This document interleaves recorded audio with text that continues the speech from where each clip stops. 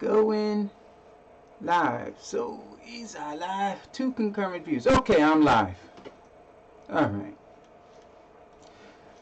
So I'm seeing myself in 3 separate places. This is crazy. Okay, so y'all gotta bear with me for a minute.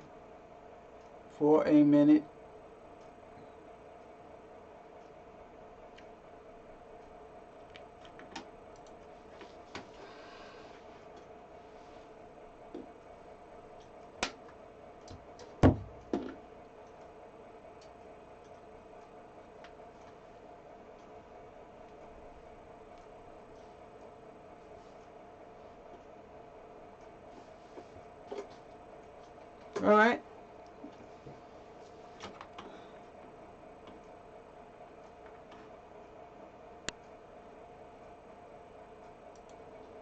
Alright.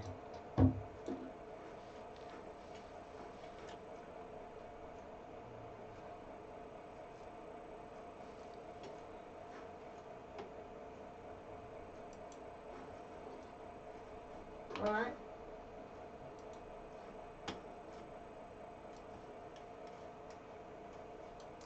There seems to be a delay. Tape delay. So, let's see. Let's see.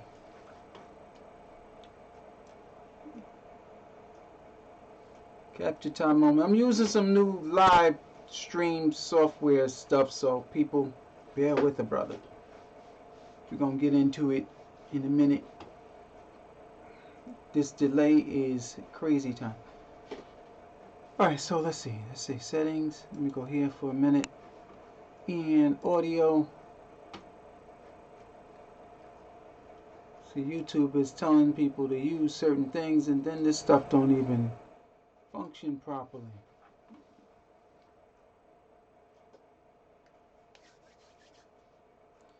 I cannot hear any audio. Saying excellent connection.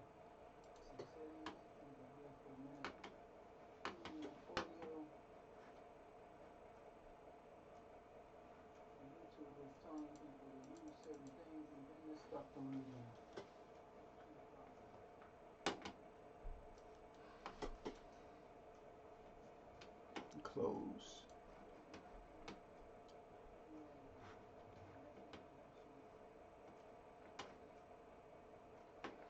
So let me try one more thing.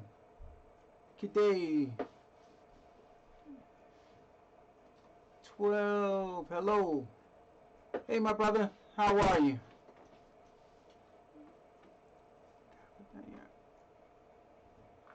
Hope everybody is doing well today. I got a bit of a delay because I'm using some YouTube suggested software that has a massive, like about 5-second delay, so I got to get used to that. But if you could comment in real time, we'll have a real time conversation. And let me just get myself situated here really fast. And okay, because I need to monitor what I'm doing in real time. So I will be looking at your comments in real time. I won't be responding to them. And it may be somewhat of a delay, like a 5-second delay. I'll work that out in the future. But yes, I'm good, brother. Hope you are good also. Yes, I'm doing well, man. I mean, it's like this whole situation has upended life in like a really crazy way, but I'm good. Travel plans have been canceled. I am now, what I had hoped to do from a business perspective has been changed. I might be doing more live interacting and more technical tutorial type stuff, if you will. So yeah, you know, things have been somewhat changed. But if you're here and you know and you have any questions, you can put them in the live comments, and I will respond as quickly as I can.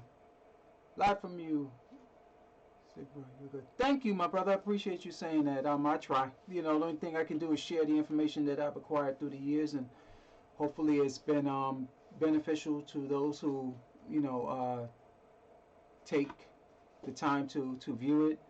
I don't know everything. I'm learning as I go on in life, and what I've learned along the way has proven to be valuable to this very day. So I hope that I'm sharing some good information, and I hope the information today will enlighten a few people, because I'm getting a lot of questions about from folks about Patchbays. So about the Patchbay, yeah, I'm glad, because it's funny. I mean, I was at that point in time, long time ago, when you look at a Patchbay, it can be somewhat like, oh wow, like what is this that I'm looking at? But it's not as intimidating, you know, once you understand that it is an integral part of workflow.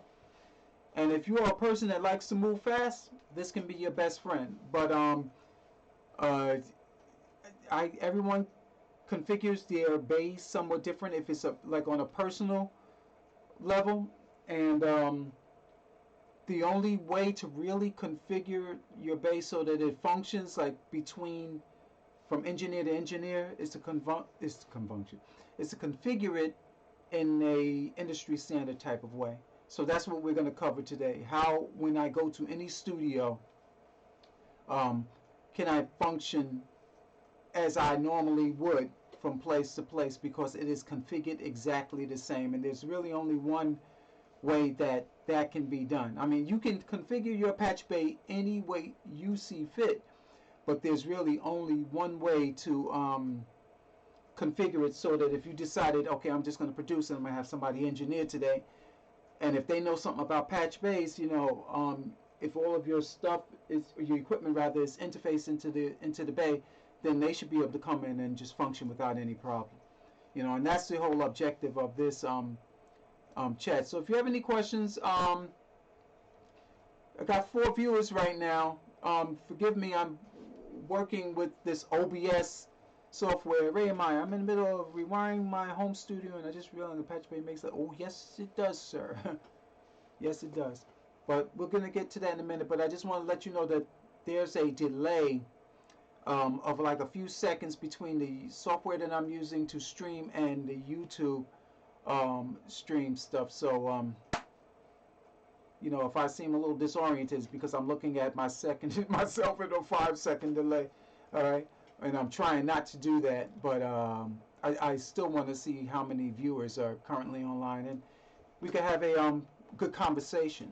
You know, so do me a favor as we await others to join the stream. If you have any questions, write them down so that we can have somewhat of an intelligent conversation, taking one question at a time, because I'm going to start at the very beginning as to why you should use a Patchbay. If you're a growing studio, that's going to be question 1, why you should use one. And I just realized I left my drink upstairs. I'll be right back.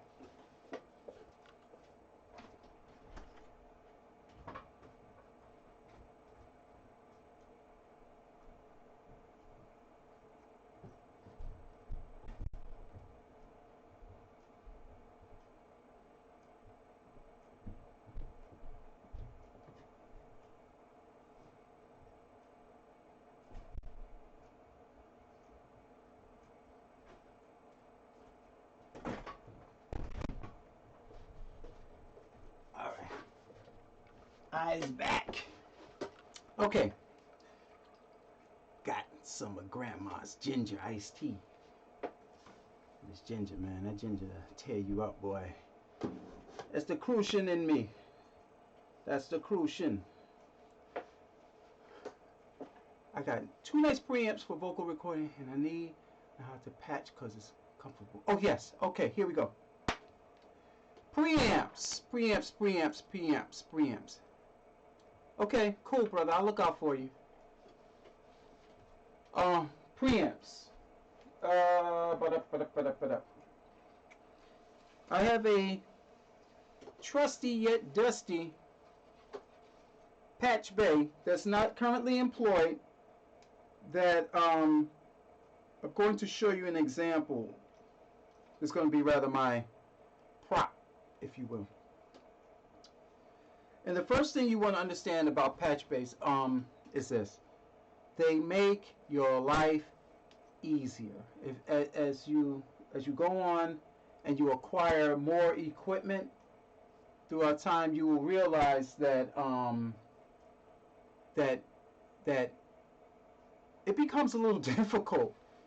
You know, if you got people coming in and out, like if you're entertaining clients, if you will, or even if you're doing remote work and you've amassed a lot of preamps, preamps, not just preamps, but compressors, equalizers, and the like, you're not going to want to constantly daisy chain things together.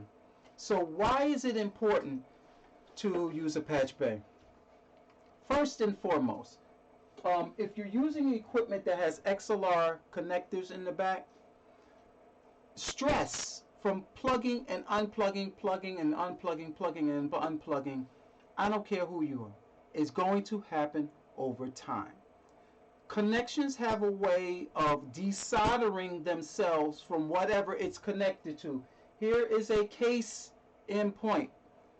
Right before this whole Corona thing carried on, I was doing a session. This is a stereo TRS connector, which I soldered myself onto a cable that I was using. TRS on one end, XLR on the other. I just simply plugged this thing into my panel on the wall, went to take it out, and it just, you know. Now, mind you, I soldered this cable going on like maybe 12 years ago. So things just have a way of just desoldering, you know. It happens because the constant stress and plugging and unplugging and replugging is part of what we do. You know, if you're using microphones, you're going to constantly plug a mic in, take it out, plug a mic in, take it out. Where the problem comes in at is that if you have expensive preamps or expensive equipment that you've invested in, what you don't want that to happen is at a critical moment when you really need that equipment. So how do we mitigate that? We mitigate it by, if it's something that can go into a patch bay, we put it there, we leave it there. Now, the brother mentioned that he has two nice preamps. They are meant, a preamp in the day, you would use the preamps on board. If it was a NEVE console, you use NEVE preamps. If it was SSL, maybe you would use an SSL, API, etc., etc. It was built into the console. But some people like outboard preamps. So what would you do?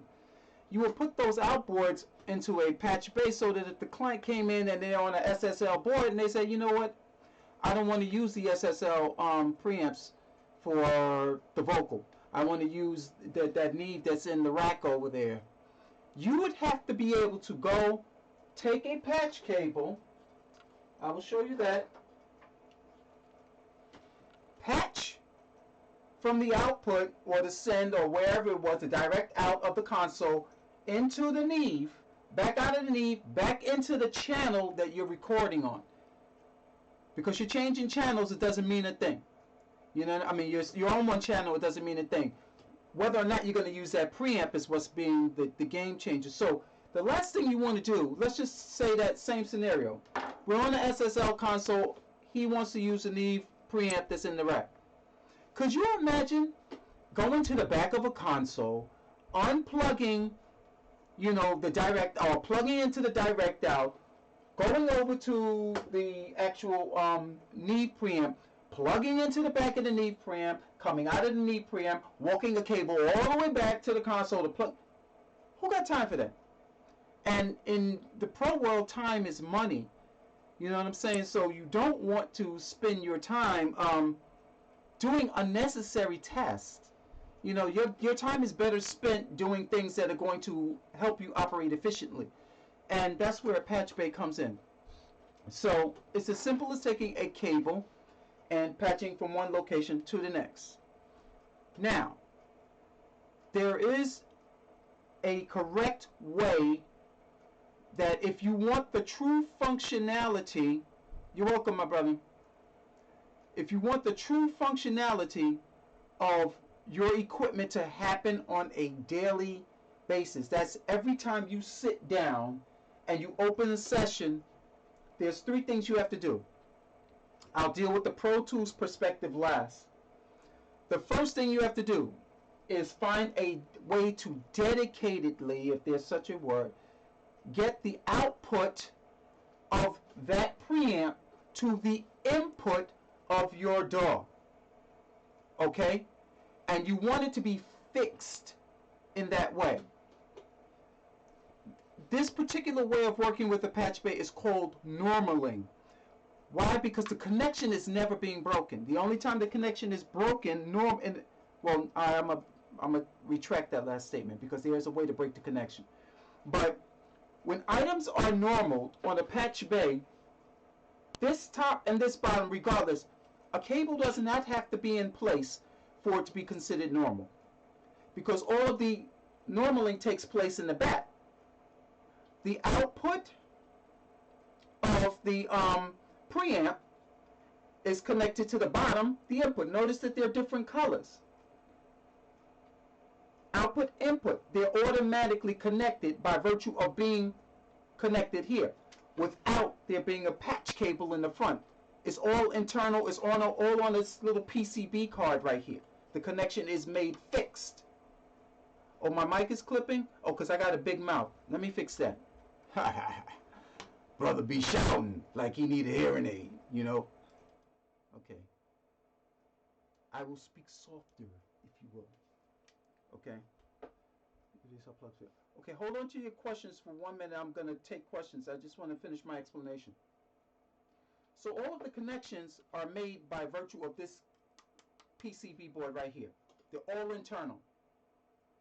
Now, outputs, inputs, send out in the output of the preamp.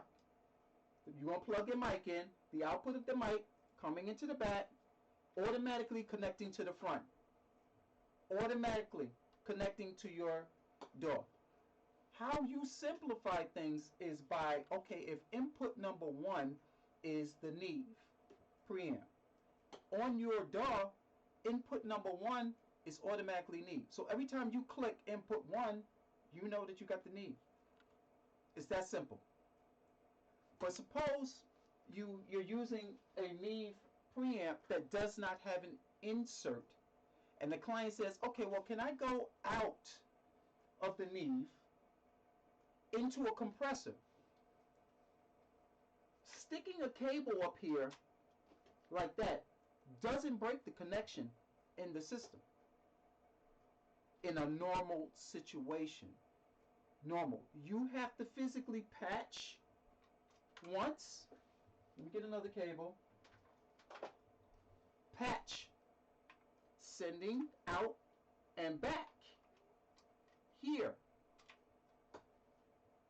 Now the connection has been changed. You've gone out, broke the connection physically. When you repatched it down here, you reconnected it. But guess what? Now you have the compressor patched in. But if you do this, pop, there's no compressor. All you have is the raw signal. So why, you might ask, well, that makes no sense. Yeah, it does. Let's say, so, for instance, you wanted to send the signal into an equalizer and return the output of the equalizer, and you want to return it onto another, in the case of like tape, a different track. So I want an equalized track here, and I want a virgin here. So the virgin signal is on 1. No connection is broken. You're just splitting this signal to go into 2 different directions. I'm sending it into an equalizer. The equalized track output is being returned to track 24. So that's why you would split the signal in a normal situation, or for anything. Maybe you wanted to, maybe it's a vocal, and you wanted to use a vocoder, like, you know, for vocal effects, but you don't want to print that effect on the virgin track. You want the virgin version, and you want it to go somewhere else. By virtue of just splitting the signal, that's what you could do in a normal patch bay. No connection is broken. It's just splitting the signal to go into more than one direction. The connection is broken if you repatch in a normal situation back into the same channel. Now the connection is broken. Now you have it going into one place, coming out of that one place, returning back into the virgin track, processed. In our previous example, we were going into the compressor. Are we clear? Okay, so that's one. That's in a normal situation. Don't forget, sends are outputs, returns are inputs. Sends are always the top row. You're sending something somewhere. You're returning it back to the channel, or you're returning it somewhere else. But sends is always represented by the top row of the patch bay. Returns are inputs. And in your case, we were sending the output of the preamp into input number 1 on our DAW. And I strongly suggest that if you want to use your patch bay in a normal situation, that you do set up your Pro Tools I/O to reflect that. It just makes sense. Because it's nothing worse than you have a guest engineer coming in. You know you got this, you have a budget, you need to get something done, right? And suddenly they're confused as to how your I/O is set up because you didn't take out the time to label input 1 or for the sake of argument, NEVE 1, 2, 3, 4, 5, 6, 7, 8. If you got 8 channels of NEVE, then you just say it. If you have a warm audio API or whatever you're using, label it in the I/O. So that when they click on it, it's clearly labeled. They can't ask you, well, what's input number 1? They will know that they're going into the 1073, or they will know that they're going into an API or whatever your preamp of choice is. Okay? So that is a suggestion. If you're going to use normal, make sure your I/O in the DAW reflects that. Okay, now we're going to go with questions. How's the signal now, you know, now that I've toned it down a bit? Let me know if I'm still clipping, because I'm still trying to get my bearings on how to set this whole live stream thing up so that it doesn't make sense. You would think I would know a little something about clipping, right? I might. But this live stream thing, it's like, blah. Anyway, do they sell plugs for a patch bay? I need to break the connection from the top to the bottom. No, there's no. You must be a youngster. Unfortunately, there's no plugin that can replicate what a patch bay can do. Although I think, no, I take that back. Not Upcode. What's the other company? Motu.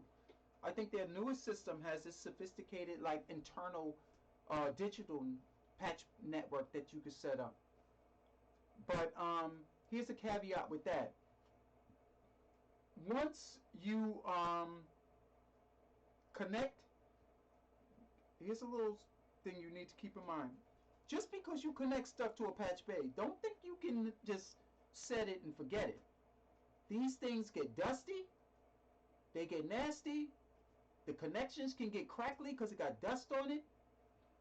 So what you have to do, you have to spray them down every now and then, or take like a swab with Q-tip swab or some other thing, and inject it and take it out. I know that there's a spray that Rian makes. It's called Chromalin that I used to use back in the day. But I blow mine out like once a month. I'll pull it out. I'll take dust off and just pull the bay out forward so that the connections are exposed and back in. Blow out all the cards, or put the tube inside the hole and blow it, just so that I don't have that problem. You know what I mean? But it requires some maintenance so that you don't have these issues. I need a physical plug to break a return. Okay, you're gonna have to explain your setup to me in detail, or send me a shoot me an email. Let me know how you have your system set up, so that we could, because without me knowing what you're using equipment wise, it's hard for me to decipher or guide you in the right direction as to what you might need to remedy any problems or anything like of that nature. But shoot me an email, and we'll talk back and forth. And so we're good on the normal situation. Um, Here's another thing. Why is it helpful to use a patch bay? Part 2. Organization, neatness. You don't want a whole bunch of cables, laying around. And in certain circumstances, I know they have these fancy workstation desks that you could put everything in, but cable management is still very important. And if you could use, or if you know how to solder, it is best to use snakes cabling if you can. Solves all your problems. Makes connections easier, and in terms of cable management, it's going to be 1,000 times easier, if you could solder cables, it's going to work out being a lot cheaper if you have a very sophisticated system. But even if you don't have a very detailed and sophisticated system, it's still good to know, because soldering cables is much cheaper. A snake, soldering an 8-channel snake is going to be a lot cheaper than buying one. A whole lot cheaper, by hundreds of dollars, depending on how long of a run of cable you need. So learning how to solder cables will save you. Like, this was embarrassing for that to happen in front of a class. Pop! But guess what? No problem. I'm gonna keep the connector, because connectors are, a dime a dozen. Resolder that back on, but you always have a spare to take care of your problem on the dime. You're never without. As long as you can solder, the cable is never damaged. So for those of you who your mic cables get a little crackly over time, and you take and toss that mic cable, I'm the guy going in the garbage behind you to take the mic cable out. I'm that guy. Because all I'm going to do is pop the connector off, desolder it, strip it, resolder it back, and guess what? I got a brand new cable. So never throw mic cables away. They are expensive to start out, but in second of all, they can be repaired. As long as you have connectors like this, okay? So I digress, but back to having snake cabling. With a snake, if you have a sophisticated setup where you have multiple outputs, compressor, 2 preamps, another equalizer, 2 more preamps, followed by a litany of other things, right? It is easier for you just to buy a 24 channel and run one cable, or D-sub, if you know how to solder a D-sub, 24 channels, and just go ahead and interface it that way. So it's going to make maintenance of this thing a lot easier. Okay? That's my suggestion in terms of overall maintenance of the patch bay. Now I'm going to take one other question. I have a balanced patch bay. Should you use all balanced cables, or can you use unbalanced cables for the devices that aren't balanced? Here's my opinion. You can use unbalanced cables. Where it becomes a problem is like my space is relatively 10 by 13. So if I have to run a cable the span of the space, what's going to happen, I'm talking about the control room area, what's going to happen is that you may pick up stray hum in an unbalanced situation. It is possible. When I used to use unbalanced cable in the past, I was forever relocating stuff just to get rid of hum. It's a pain in the behind. But once you use balanced cable, what happens, and I'll use this, again, you have a ground. The middle is the ground. So once it's grounded, the hum goes away. You don't have to worry about that anymore. So yeah, you really should use unbalanced. You should use balanced cables whenever possible, including balanced patch cables. And nowadays, it's so cheap. They're cheap. You know, for that insurance, it's cheap. Back in the day, I'm telling you, this to have a balanced system was very expensive, and it was reserved for those high-end studios. You know, now the guy, you know, down the street can have a balanced system for pennies on the dollar. Okay, so yes, if you got to make long runs, if you know your computer's here and you know the patch rack is in a room far away, you must use balanced connector to eliminate any hum or signal loss, because the longer you farther you run the risk of not only introducing noise but denigrating the signal over that long run, because now the cable is becoming like this huge resistor, which is going to cause your frequency response in certain pieces of equipment to respond differently.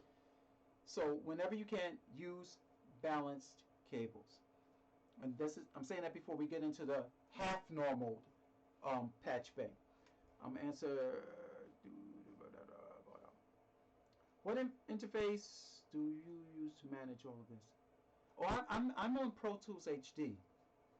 You know, this doesn't make a difference what system. You know, because all of them have inputs and outputs. That's the only thing that this thing is doing, is just facilitating your ability to not have to constantly go in the back of the equipment to un and replug. You have to constantly keep going in the back of your interface to plug a mic in. So in some instances, like they have the XLR patch bays that you could connect TRS into one of these that connects into a preamp. So this way you're not constantly unplugging and replugging in the back of your interface, which over time that constant unplugging, replugging, it shortens. It's going to cause a short. Don't let nobody tell you otherwise. I had a guy that was like, when I was making the comparison between the WA73 and the Heritage, I said, Heritage, they wired all of their components to a board. Whenever you wire your components directly to the PCB board, that constant flexing and twisting and plugging and replugging causes the solder joint to weaken over time, you know. But your volume is clipping, might be, but your volume is clipping in too low. My volume is too, okay, I changed this thing here. Okay, it says mic and aux. I'm looking at my left, says 19.5 decibels. Forgive me, I'm using OBS Studio, so if you can't hear me, please say so. This is new to Warren. How does it sound now? Testing 1, 2, 3, 4. I've raised the level a bit. Bob T. Bob T. Speak to me. Okay. I'm assuming I'm in a good place. I'm looking at the meters. It says I'm at a good place, so let's proceed. Where was I? So, lost my train of thought, but anyway, we're gonna get into the half normal situation. Oh, I use, like I said, I use Pro Tools HD, and everything on my interfaces are on the Patchbays. All of my preamps, a bit louder for sure. Cool up to now. A bit louder for sure. Okay, I'm gonna stick. Much better now. Okay, good. It's this little toggle switch on this thing, man. You know, I'm new to this OBS software, but it gave me a better look with the camera. I digress. Shorting jacks. Yes. Oh, yeah. So going back to the whole issue with the PCB, you on all the components and mic connectors, etc., and all that. You know, turning, twisting, up, down, in, out, it's going to short over time. Let nobody fool you. You know, so the best way to avoid that is to put that stress of plugging, replugging here in an XLR patch bay. If you know that you're constantly going to be using input 1 as your vocal input only, then what you want to do, just rather than stressing the back of your interface, get an XLR, input 1, okay, that's an XLR. It's going to be connected to your preamp, which is connected to your channel 1 on your interface. All the stress, there's no stress between the preamp and the interface, and the XLR is being taken care of by virtue of you in and outing it through your XLR patch bay. You're eliminating any stresses that could possibly happen by the constant plugging and replugging. Okay, so that is in a normal patch bay. Your inputs are connected to your outputs virtue of a rear connection without a patch cable being in the front. You do not need a patch cable to connect the two. They are internally connected by virtue of this PCB board. All of the connections are electronic on the board. I'll answer your question, George, in 1 second. I just want to transition really quick into what a half normal patch bay is. Okay, that's in a normal patch bay. Input 1 and the preamp interface 1, they're all connected without having a patch cable. Even if a patch cable is here, they're still connected. The connection doesn't break until you do this.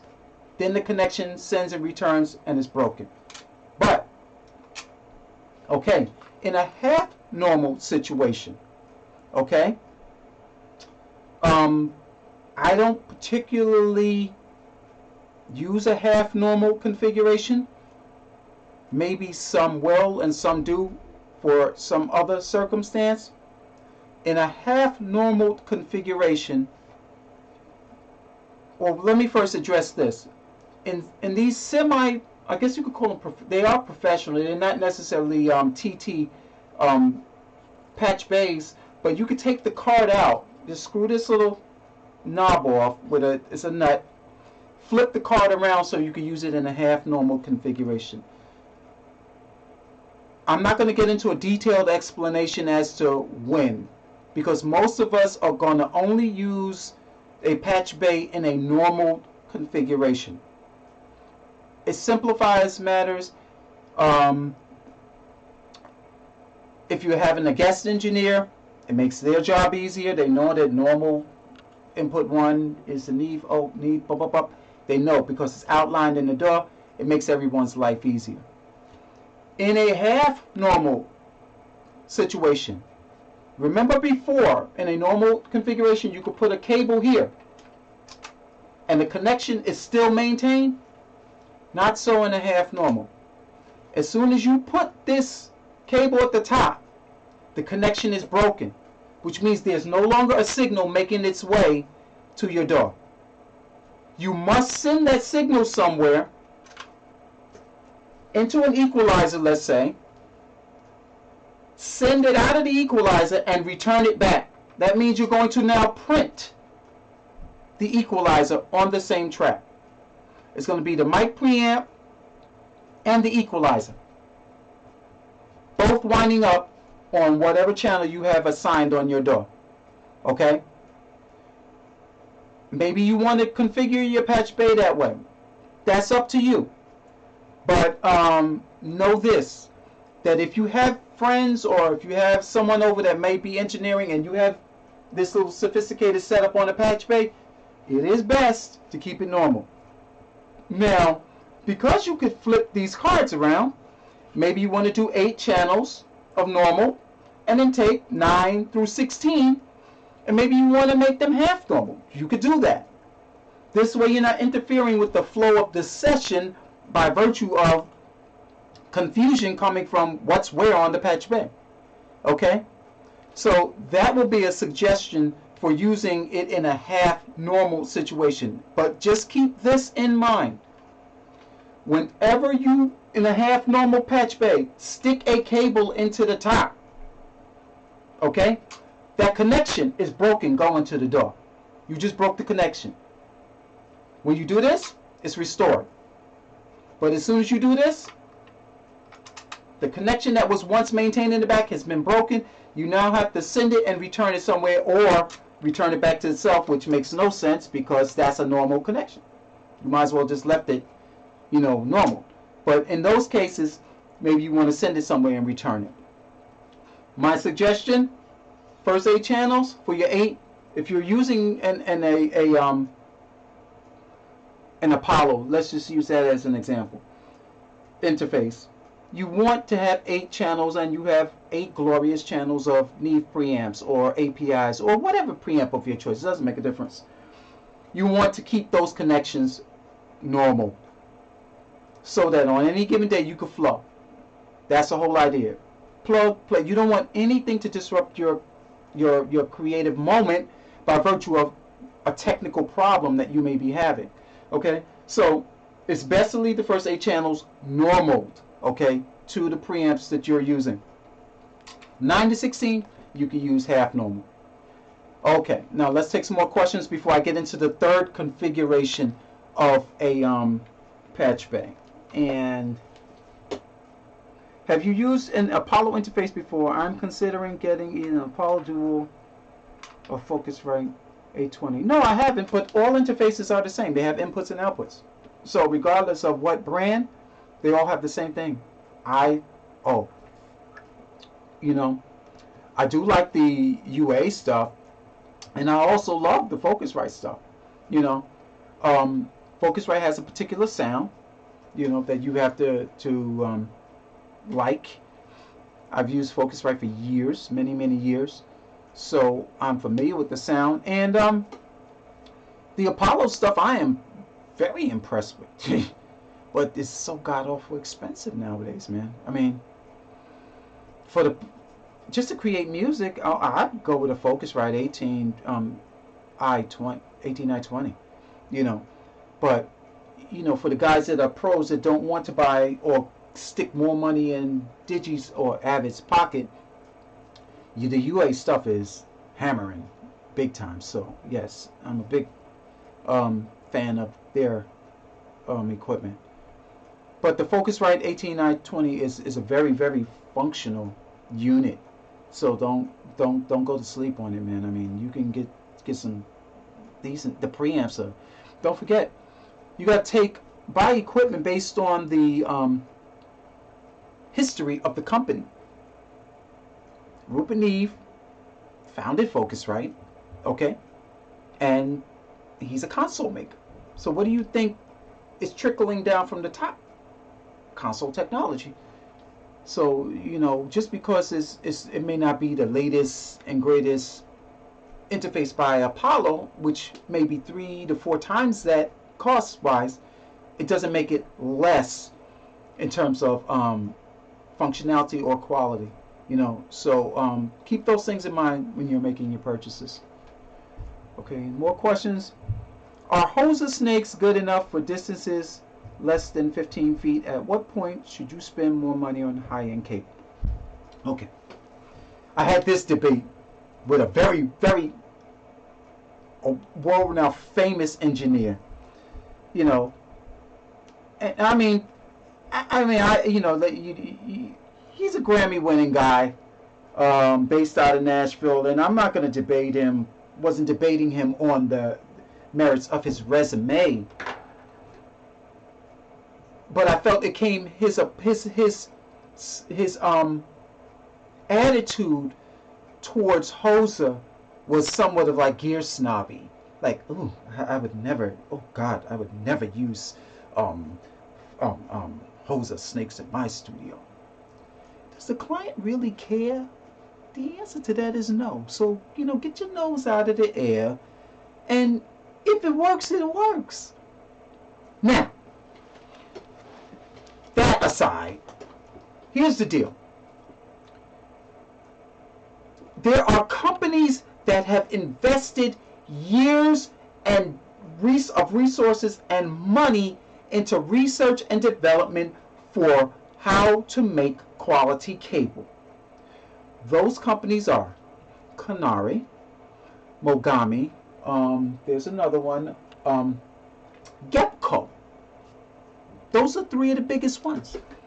So for the gear snob, And for those who are overly concerned about runs of a particular distance, I strongly suggest making your own cables for that reason alone only. Hoser makes good, they've been doing it a long time. So for people to come off and with this attitude, oh, like, oh, this so such, it's like you know, because I'm using Hoser in my studio, which means I'm turning out lesser quality. Dude, at the end of the day, I need to keep my lights on. I need to feed my family. I don't care if you got a wall of Grammys and platinum records. I don't. That's fine. But guess what? I got a couple of dollars in the bank, and that's what it gets down to. So gear snobbery is nonsense. You know, at the end of the day, you're trying to provide your client with the best of quality experience recording without any problems. Now, where Hoser probably has gotten a bad rap was because back in the day they were notorious for creating unbalanced cable. So you know, it's like the kid that was the bully in elementary school, and you see him 20 some odd years later and he's a nice guy. What do you remember? You remembered him being a bully back in elementary school. So that's the, you know, the scarlet letter with Hoser. Oh, they were the company that had unbalanced cable. Okay, well, they're making balanced cable now. What's the problem, guys? That was my issue with him.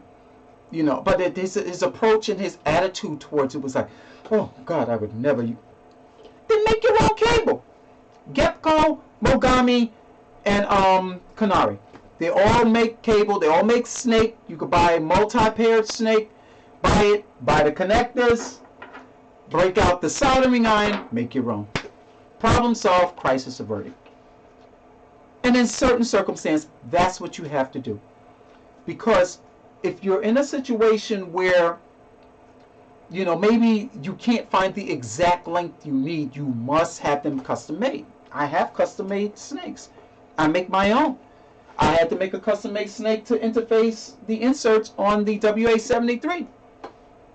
Sometimes that's what you have to do. If you're going to interface it in your patch bay a particular way, then that's what you have to do. You know, so Hoser makes quality cable. Let nobody fool you. It's shielded. It's balanced. It works. Period. End of story. You know. So now before I get into the third configuration for a patch bay, which is called through. Okay. I come from a point in time when when there was a transition MIDI-wise from hardware-based units into software-based. Now, there are some dance producers that still will yank out the Super Jupiter, Roland Super Jupiter, or the Alpha Juno 1 on occasion to be used in their sessions. Now, mind you, they may be using Pro Tools HD, Cubase, or Logic, or whatever but they use them because that is a part of their sound. Okay? Maybe you're the guy that has a rack. I still have all my Roland stuff and still use it on occasion. And I do stress the on occasion part. If you know that your rolling gear or your chord gear is still a part of your workflow, a part of your workflow as a dance producer, as a hip-hop producer, if you know that that's a part of your workflow, then it is best to keep those units in a patch bay in what's called a through, which means there is no connection between the send row or the return row.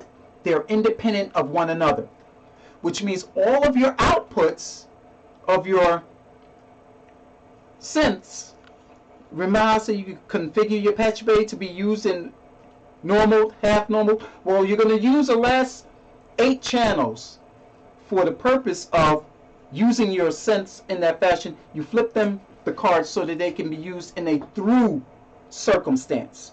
There's no connection between the top or internal, that is. Remember on the card? I was telling you how to... Now you've gotten it configured so that there's no internal connection. It's broken. Tops and bottoms are separate. Your outputs of your synths are here. Why is that useful? If I'm doing a dance track and I want some beef, you know, from the unit or some width, I'm going to now take the output. Don't forget, the output of the synth is at the top, and I want some low subs, you know, sub bass. I want it to be a little bit fatter. It's still going through. The signal's still going through. There's no connection here. The output, right, into the input of the synth, right? This track. The output of the EQ, the output of the synth into the input of the EQ. The output of the EQ now gets returned to channel 1 on your preamp side.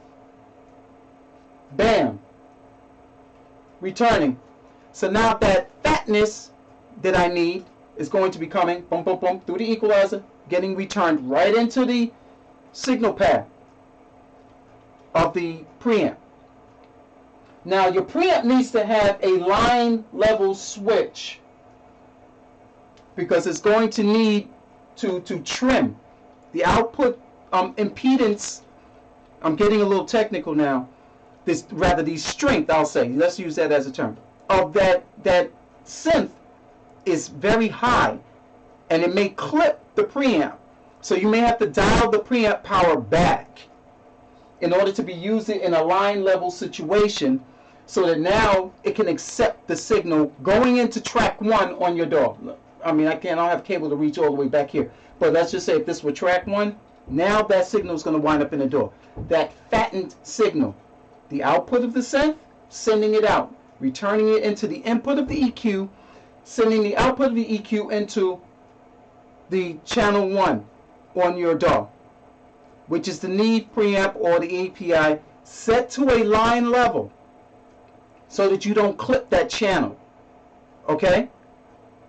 So that is very important because the strength of this signal coming out is very high. Much higher, like it requires no amplification because it's not a mic level. Mic level signals require the amplification of the preamp.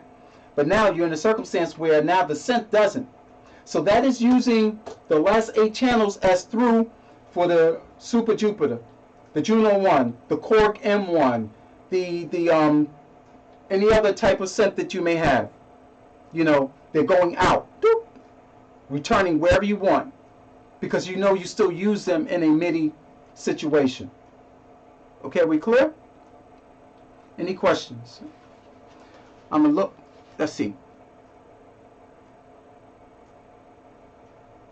Make sure you terminate with reliable cable ends. Expound on that for me a bit. What do you mean by terminate? Okay, and I'm going to go to John 4:15. He says, I have a normal patch bay. I've been having problems with crackling and cutting out. Is there a product to clean the 1/4-inch holes on the patch bay? Yes, isopropyl alcohol.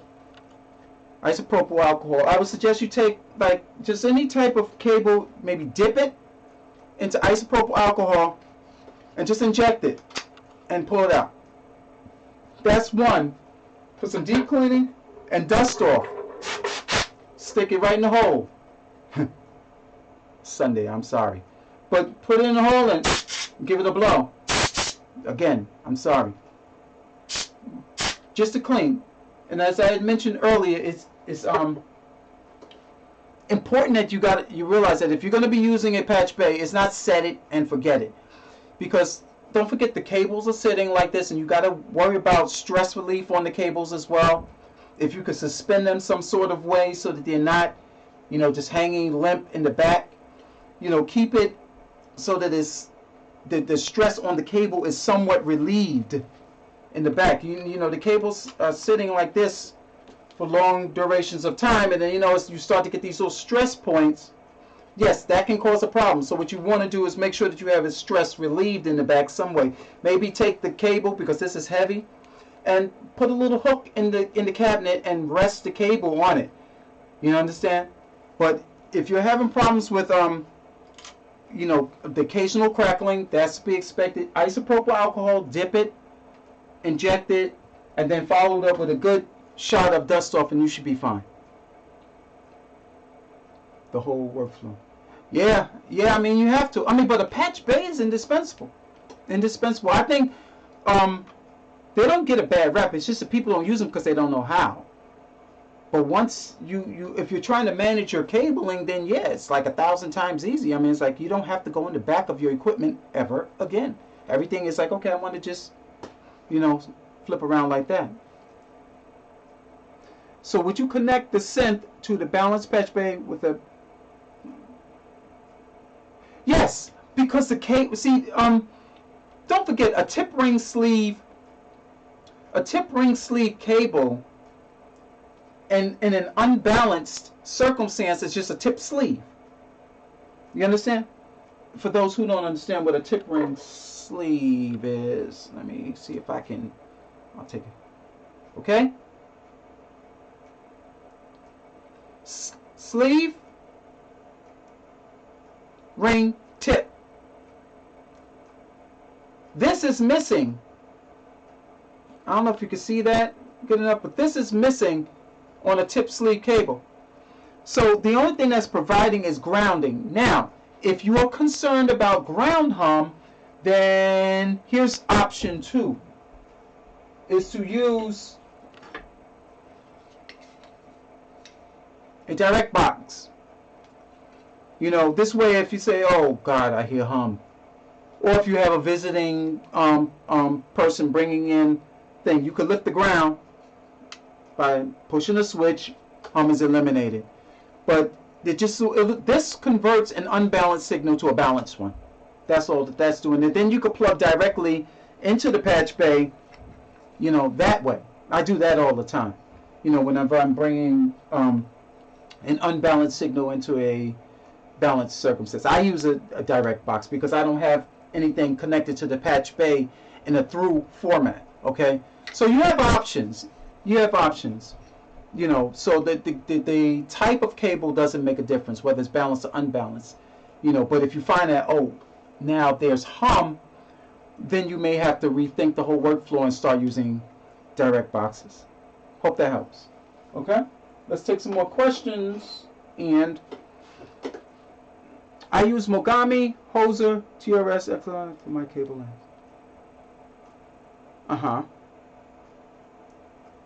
Yeah, I mean, listen, for those of you who are interested in making your own cables, Switchcraft, I think, is at the bottom end of the ladder. I think last I checked. And at the top end, Canary, you know, XLR, like this is a Switchcraft. You know, they're about maybe $2 a piece, you know, or maybe $2 or $3 each TRS connectors if you're soldering your own. If you want quality, you just buy, you know, buy the better connector, you know. I've had them all, Canary, Switchcraft, as well as Mogami. And each of them they're all good quality made connectors, you know. So if you're making your own, then it makes a difference. If you're concerned about the quality of maybe the hoses, because these got plastic on the ends, and then yes, it's best to make your own. Yeah, it's best to make your own. If you're concerned about every step in the chain being a precise way, then you can't. You know, it's like if we go back to the mac and cheese analogy, you know what's going in it. You know that I'm using quality connectors. You know, and the one thing about soldering your own versus one that are pre-made is that if these go bad, you can't repair them. I mean, you can. You probably got to split them, and it's a whole process, but who has time for that when you could just screw the end off and resolder it, you know? So that's one of the caveats if you're deciding to go with pre-made cables. Questions? I have had, this is Ninja 6485. I've had problems using balanced versus unbalanced cables. What happened to me is that the audio completely cut out and had to switch over to balanced cable to get the signal. Again, it depends on, if you have to do it, what I would strongly suggest is that you go balanced. Start there.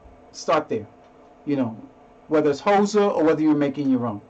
Start there. You know what I mean? But if you're using off-the-shelf cable, like if you went out to the store and bought it, then I would definitely tell you start with Hoser as the first one you're going to reach for, because there are a lot of manufacturers out there, independent companies that are doing it. Excuse me, but like I said, you got to know what's going in it. There's another company. They're sold. I don't know if they're sold exclusively through B&H, but they have a relationship with the company Rian. Now, because they have a relationship with the company Rian, although the cables are cheap, they use Rian connectors, and Rian is known for making good connectors and good patch bay equipment. So, you know, there's that trickle down effect again. You know, so you got to know what you're buying. But if you're buying off the shelf cables, then start with Hoser. You know, and start balanced, Hoser balanced cables, and you can't go wrong. Okay? Might have been vice versa.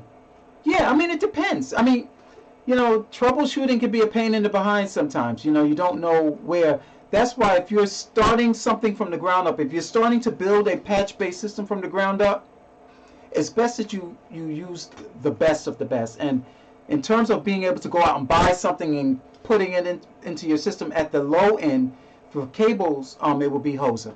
Okay, so that's what I would strongly suggest you reach for if you're going to be using off-the-shelf cables.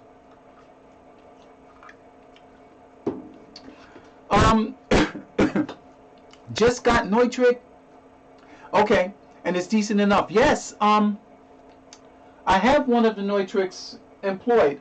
The reason why I like them most is because labeling your patch bay is was a lot easier for me because it's flat.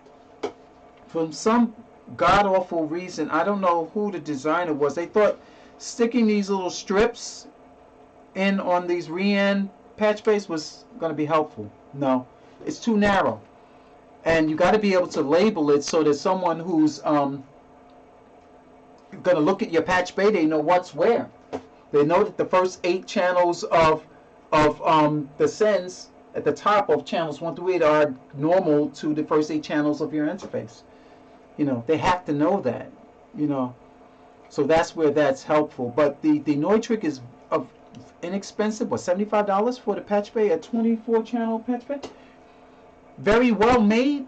Thing is built like a tank. The only thing is that with the Neutrik, if you flip the cards around, you're going to have a time putting them cards back in place, because you know they flip and flop, and then you got to sandwich them up in a way so that the connectors go right through the holes. It can be, you know, a challenge, but it's very well made though. That's one thing I can say about it. Guitar USA 7 asks, do you mix in the box or do you use a hybrid system? And how do you hook that up? I mix in the box and use a hybrid setup. I'm returning more to the hybrid situation for this reason. When I used to go to outside mastering studios for the CDs that I have mastered for clients, what I noticed was happening, the mastering house would ask for a WAV file. Okay? And let me go back some way. here's the process. Let's start with the process. Okay. For those of you who have ever mastered anything professionally would know that the final step in a master that's going to be replicated, not duplicated, replicated by a CD manufacturer will know that you have to have attached to the master that's going to the replicator a DDP, either tape or file system. Has to go, because that provided a measure of error correction as the replication process is taking place. I've said a lot. It can be involved. It would be something for you to research on your own. But know this, the final step was a DDP file. That still is the case. However, we've moved to a streaming system as well. So whereas the client may want to replicate a actual CD, Spotify and iTunes have their set of requirements. So what I was noticing was that the mixes, they weren't bad, but they would lose some measure of quality, if you will. Not quality in terms of, oh, it's a degraded sound, but it wasn't the same coming from, from the system to the streaming. It wasn't bad, but it wasn't the same. Why is that? That is because all of the digitizing that was taking place had to be redigitized for that particular purpose. That I did not know in the beginning. I am since learning that iTunes applies their measure of I guess you could call it a codec, a compression technology, to get it to stream to the end user. That can compromise an already compromised signal. Okay? So how do you combat that? The only way to combat that is to record at 96K or higher and deliver that master whether you're mixing in the box or not. Deliver that master 96K or higher, which means now for those of you recording at home, you must record at 96K. If you sent your stuff to iTunes and suddenly you're like, oh snap, it sounds a little thin, then that's because they did their processing on their end to your file, which did not have a positive effect on it. Now, what am I talking about? When you come out of the box, and this is why I've decided to start going out of the box into a dedicated 2-track recorder like I used to, is because now I want to apply EQ. I want to apply some limiting, but I don't want to degrade the signal at the same time. So my system only goes up to 96K to start, and I'm not going to record back into the Pro Tools file. I don't want to do that.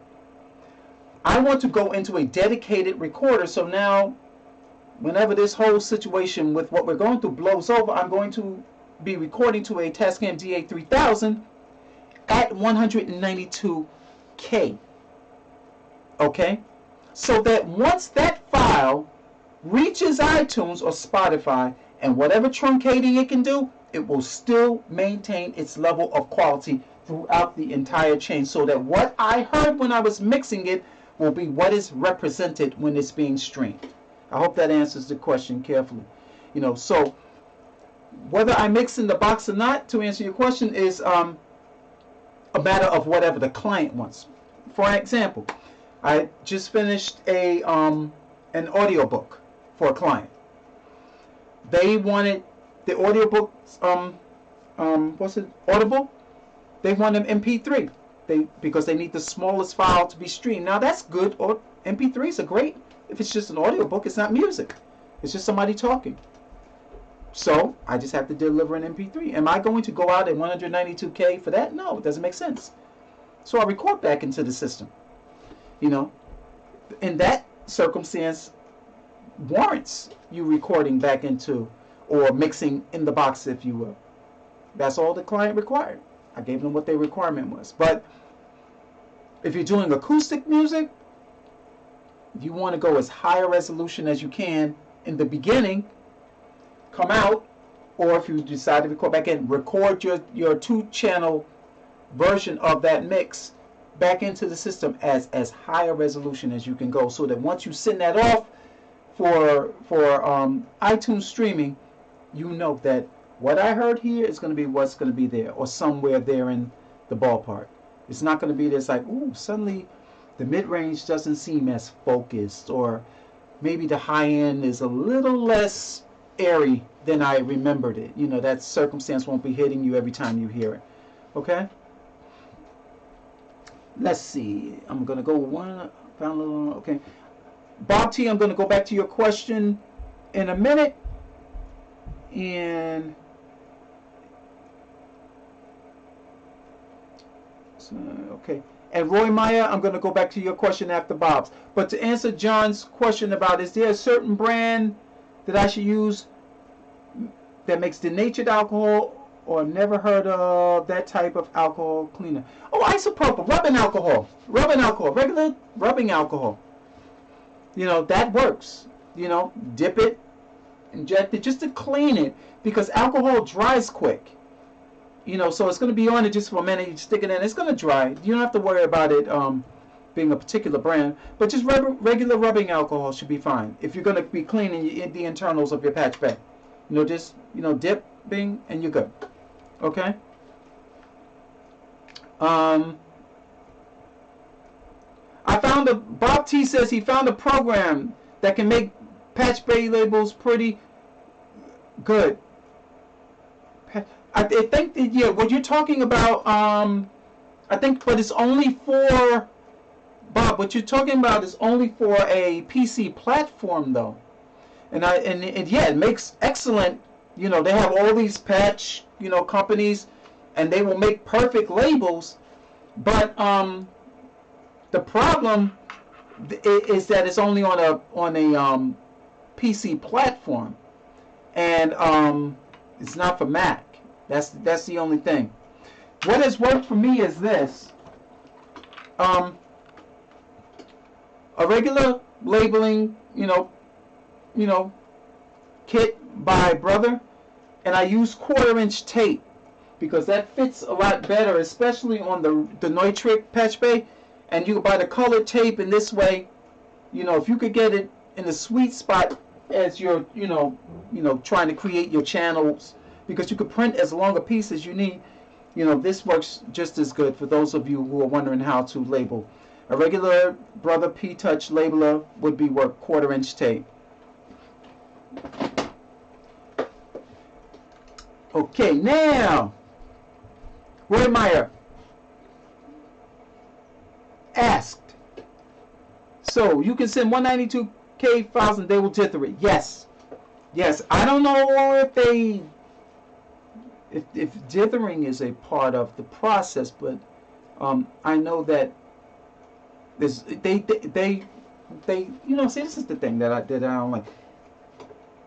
Some of this information is available, but like for the guy who has not had, who doesn't know the ins and outs of the industry, and this is, you know, not shouting on any one particular group of people, but if you don't know the actual way to disseminate or function within the manufacturing chain, as you will, of the past, you will know that you won't know, rather, as to what your requirements are from an engineering standpoint. I'm saying that because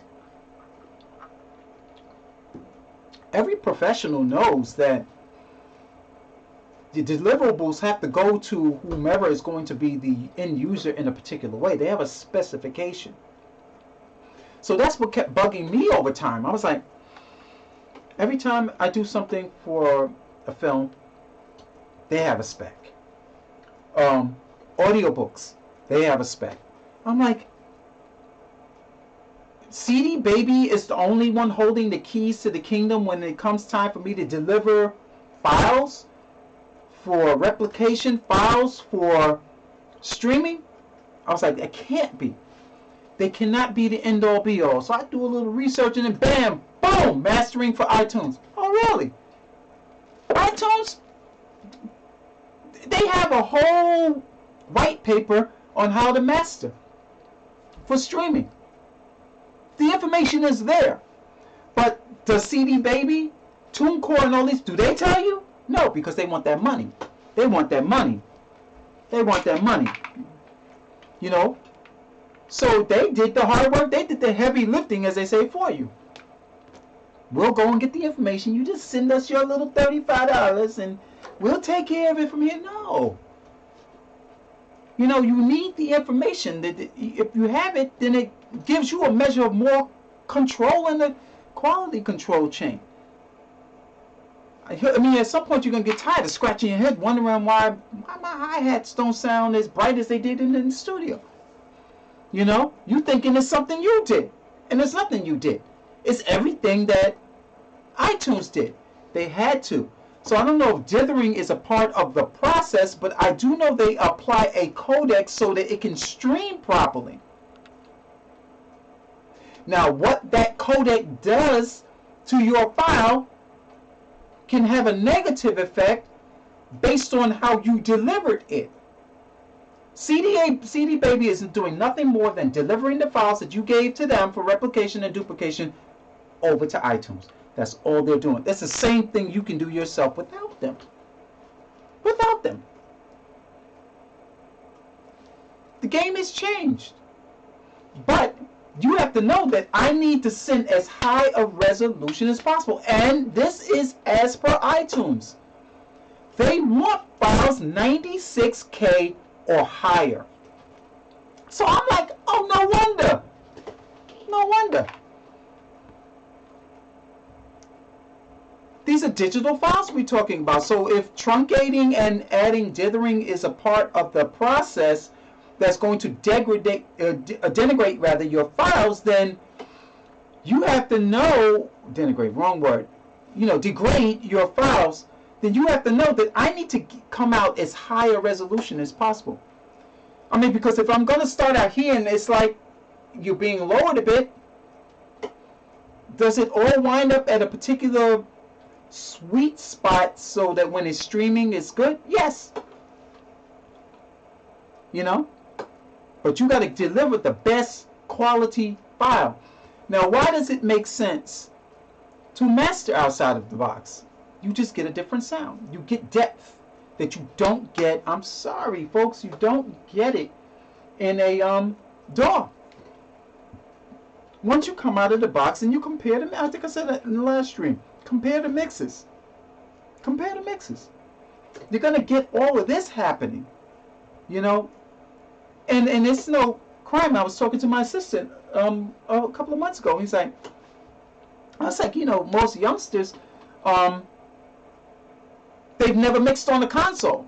So their point of reference in terms of a console is Pro Tools. They never sat in a studio between two huge far fields to listen to that perspective all around them. Their point of reference is the Pro Tools mixer. That's not a bad thing, you know. You just don't understand what you've never been a part of. But I've been a part of both, and I have that as a point of reference.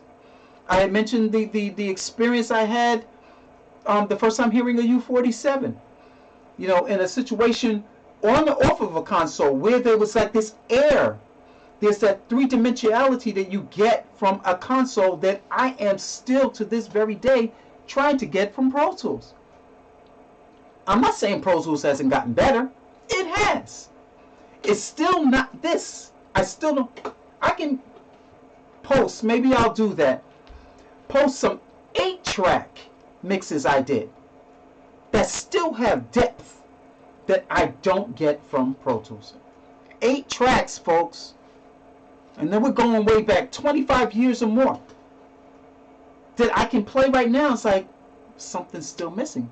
So I know what I want to hear, you know, and the only way to get that is to come out of the box. Because now if you do that and you start processing these little individual tracks via a summing box individually, you're going to start to get a little bit more of that now, a little bit more of this coming out of the box into 2 channels. Then compare the mixes and let your ears be the guide. You're either going to say, oh wow, or you're not. If you did it right, chances are you're going to be like, wow. It's this thing, you know, that it has a more natural and organic sound to it that the ear wants to hear, because you know how it sounds when someone is talking from behind you and talking from in front of you. It's just this whole oral experience that you were used to from a natural perspective. So quite naturally, if your only perspective of a mix was sitting from a Pro Tools mixer, then you need to mix outside of the box so that you can compare. That's all I'm asking you to do, is just compare, you know. So that, to me, is why I'm starting to come out of the box more. And correct, Bob T, I use one of those too. Excellent. So any more questions with regards to Patchbays interfacing? I will take a few more. And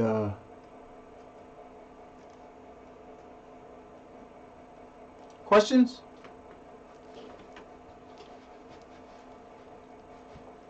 Nope. Okay. So I am going to wrap up by saying this. It's good to come out of the box for the reasons I mentioned a moment ago. If you don't want to spend a ton of money doing that, in my next video, which I'm working on right now because I'm in a bit of transition, I have to now configure my space for homeschooling, if you will. But in the next video, I'm going to explain to you exactly, I'll give you several cheap alternative options to coming out of the box, you know. And again, you can try it. You either like it, if you don't like it, but you just keep this in mind. It is best to send the most highest quality signal out to iTunes and Spotify that you can possibly send them, because there's a measure of processing that is going to take place on their end. Okay? Keep that in mind so that this way you don't have any unnecessary degradation of your signal, and, you know, if there is any, it won't be like, oh, why did this happen? You will know why it happened, because you were in control of the entire chain quality-wise, from mix to 2-track mix off to iTunes. You will know the exact reason why, because you can pinpoint exactly what happened at each and every step in the chain. Okay, so I hope this information was helpful. Again, if you have any further questions with regards to how to use a Patchbay, how to configure one in your studio, all of my contact information is on the About page of the channel. I appreciate you guys spending time with me this afternoon. I wish everyone a measure of, you know, health and safety. And thanks for joining me. I appreciate you guys being here. And again, if you have any further questions, don't forget to shoot me an email. Okay? Thanks for watching.